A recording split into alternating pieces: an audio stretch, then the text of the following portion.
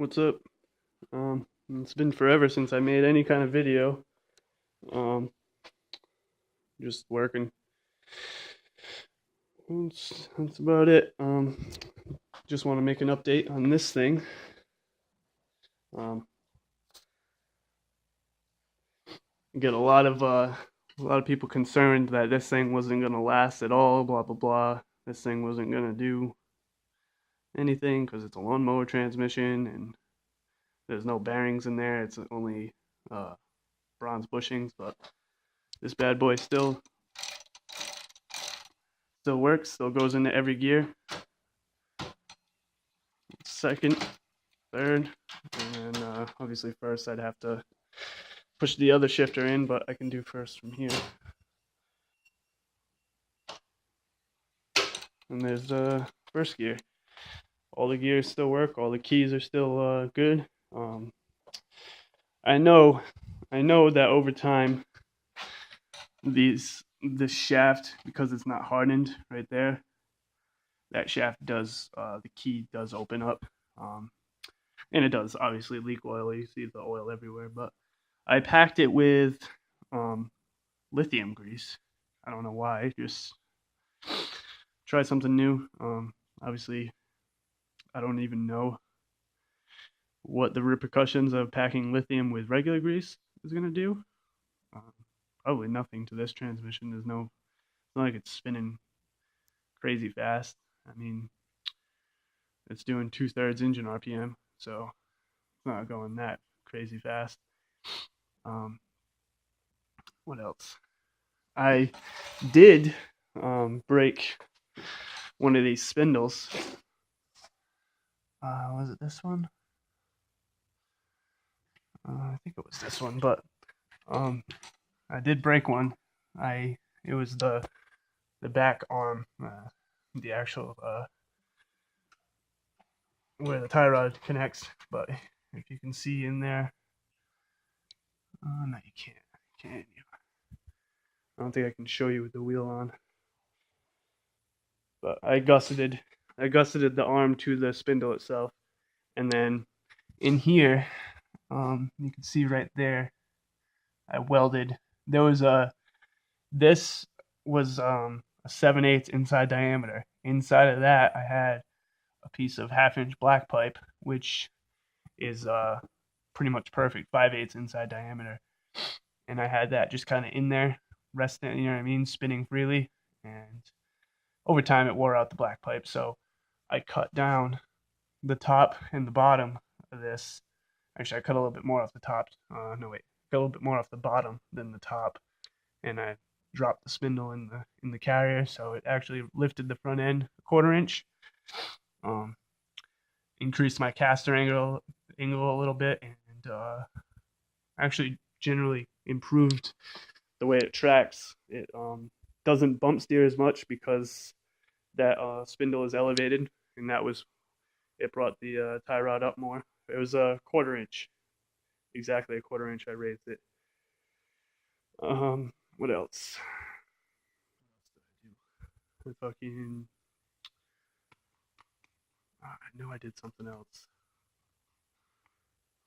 Um, Cannot remember what I did.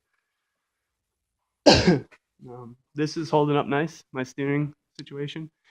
I had somebody that was concerned about the way I made this. Inside of this black pipe is a piece of 5/8 shaft that goes from up here to about here. Inside of this, you can see where it's plug welded right there. And inside of that black pipe, I drilled, or not black pipe, inside of that shaft, I drilled that hollow um, for grease to go in and down and then into here. And somebody had a problem with that. I forget what they said, but they said, and I put grease fittings here too. And somebody had a problem with the way I did the grease fittings. I forget what the fuck they said, but it was something asinine. And grease does go in and fall and grease this lower joint.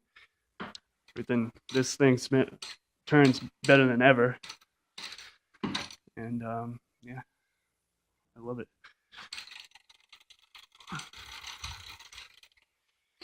That clutch because it's geared so low in first gear.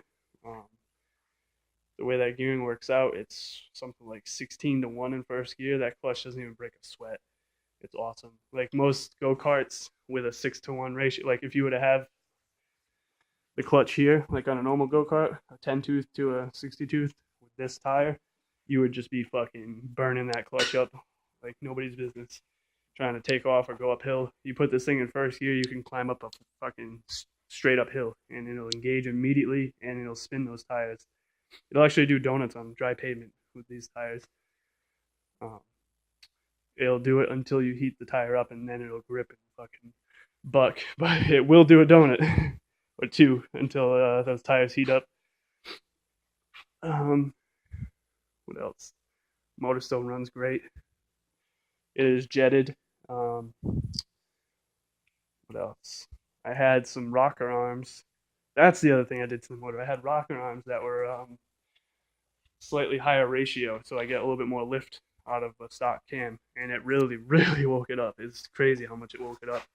I feel like it was running too rich before with the big jet I had in there and the emulsion tube, and yeah, I feel like that those rocker arms woke this thing up a lot. It'll really snappy. I should have tighter valve springs in it, but I feel like valve float is better than connected rod through the block. So it is still governed. I mean, these motors, when you set the governor on the highest setting, it feels like it's not governed. It'll probably govern at 4,500, and by that point, you're doing about 45 miles an hour in third gear. So you really never have the need to really wind it out like you would with a mini bike like this thing. This single speed mini bike. This motor wants to scream all the time because it's a compromised ratio, you know what I mean, between acceleration and top speed. So it's still a blast. This is a throttle. I don't know if I showed this. This is a throttle from the motorcycle I had in the back. I don't know if ever. It's YZF 600. Took that throttle from, and it goes right onto a set of BMX handlebars, no problem. That's what I use for these handlebars, BMX bars. I think these are from a Haro. I think they're slim bars. I might be wrong, but these are also from a BMX bike as well. They're just widen in the center. Both of these bikes work great. I took this to the beach the other day, and this bike, I made a dune bike without knowing it. That's what it's made for. This thing sucks on pavement because it doesn't turn. It doesn't have enough caster, and obviously the flat tire, it makes it kind of suck on pavement. It's good, okay on grass, still awkward, but on the sand, it's like it was made for it. It's fucking amazing. I was riding this. My buddy was riding his two-stroke 125 dirt bike, and I mean, once he got up on this power band and he's going more than 40 miles an hour, he was faster than me. But up like in the lower speeds around turns, this thing was actually doing better because it floats. And yeah, he was digging. If you tried to take off fast, he would dig down, and I would just go. It was awesome. This thing does well on the beach too. I'll have to videotape that one day. The beach adventures. My buddy lives right on the water. But yeah, that's about it. Next project, when I have time over the winter, I'm gonna probably use this motor. I want to make like a replica of an old mini bike. You see that rim in there? I made this. Obviously, these are going to be grade 8 bolts. Yeah, I'm going to have this sprocket. I have 2 of these wheels, obviously. I'm going to make a little mini bike, a little replica of an old 60s mini bike. And then I got that transmission there. I want to do something with that motor.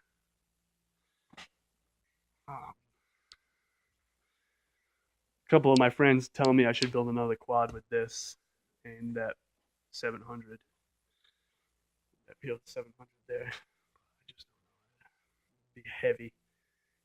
One heavy fucking thing. This thing's pretty light actually for what it is, for being all steel. It's pretty light. It's definitely lighter than um, like a Chinese clone ATV. It's way lighter and way faster than my buddy's Chinese 90, 90cc quad. It's, yeah, lighter and faster and better in every way than that thing. Obviously, it's a hardtail, so it's kind of awkward being a quad and being a hardtail, but that front end has a lot of travel, and single control arms have their disadvantages, but one advantage is it maintains camber in the turn. So like, see how I lean on it, and that tire maintains the same camber no matter what the body's doing. And this tire will gain positive camber, and also when you turn, I got lots of Ackerman angle and stuff like that. So it just handles like nothing else. It's just I have a couple videos of it riding. You can see how fast I can turn on it. Obviously, it's all about where you put your weight, also. But yeah, just an update video of what I got going on here. Really, nothing at all has happened. I don't know if I can. Let's see. You can just barely see it. I've been working on my Maxima. I got a new job.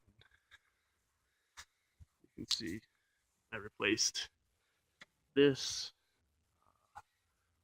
all of this, um, under there. I still gotta do that. Yeah, I did that. I did that fender there. I did these spots. I'm probably gonna run without the wing. This was my first ever attempt at bodywork here. This was like a while ago. I might redo it. I might keep it. I don't care. These were rotted out completely. There was a hole right into the trunk. This rocker panel I did. These two doors are rotted.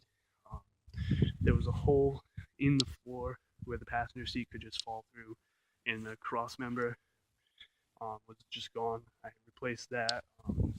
And near the clutch pedal was a hole through the floor right there, right here, and yeah.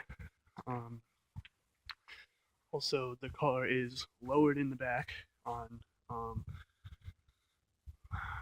I forgot what kind of springs they are, but whoever had this thing before me, or wait, whoever had the car before the guy I got it off of must have lowered the car, and then the guy I got it off of must have put stock stuff back in the front because the struts were blown on the lowering springs, and he got rid of the old lowering springs, and the car just fucking ran like a hoopty down the street with the front end in the air. I've had that Maxima for probably 2 years just sitting, and I just recently got the motivation to fucking do anything to it. So yeah, I will make an update on something eventually.